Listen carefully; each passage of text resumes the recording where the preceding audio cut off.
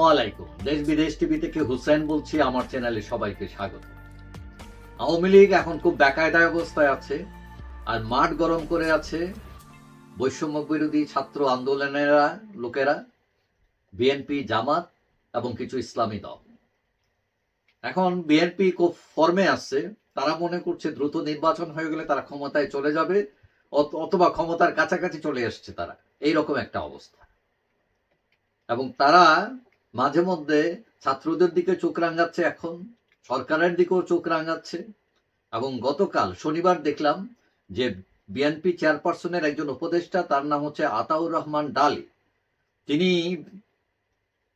হুমকি দিয়ে বলেছেন যে এই সরকার 1 ঘন্টাও টিকতে পারবে না যদি তারা মাঠে নামেন। এবং তিনি বলছেন বিএনপি হুমকি দেয় নাই, এখন যেটা দিচ্ছে সেটা হলো ধমকি দিচ্ছে।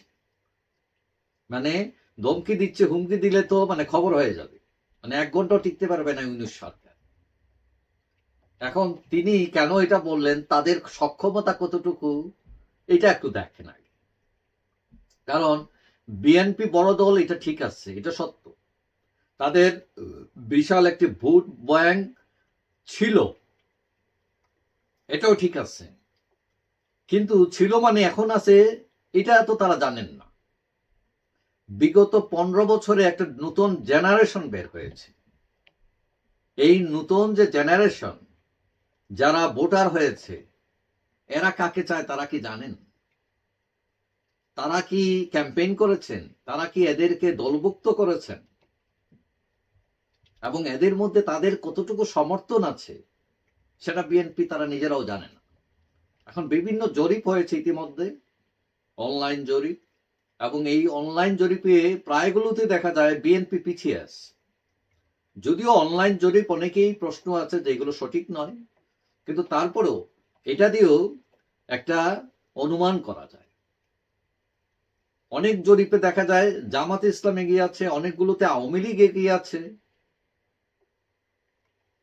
এখন তারা দ্রুত নির্বাচনের তাগাদা দিয়ে মানে জটিলতা তৈরি করছেন কিনা, ছাত্রদের, ইসলামী দলগুলো জামাতের সাথে তাদের দূরত্ব বাড়ছে কিনা, এটা নিয়ে প্রশ্ন দেখা দিয়েছে। অনেকেই মনে করেন বিএনপি এখন কিছুটা বেকায়দা অবস্থায় আছে, এবং তাদের দলে চাঁদাবাজ, দখলবাজদেরই তারা সামলাইতে পারতেছে না। যদিও তারা বলছে তারা অনেক বহিষ্কার করেছে, কিন্তু সারা দেশে এখনো বিভিন্ন মফস্বল, গ্রাম, উপজেলায় তাদের লোকেরা চাঁদাবাজি, দখলবাজি করে বেড়াচ্ছে তারা।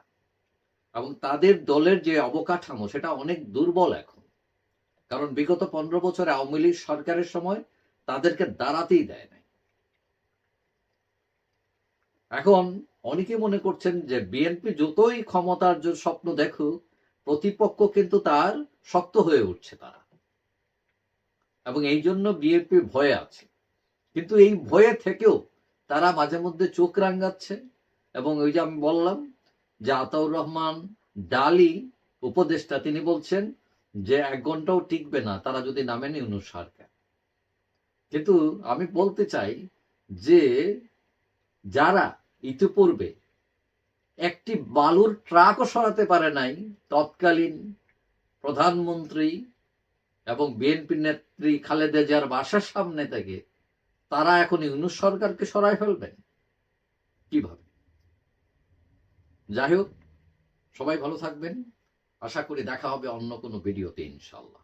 আল্লাহ হাফেজ।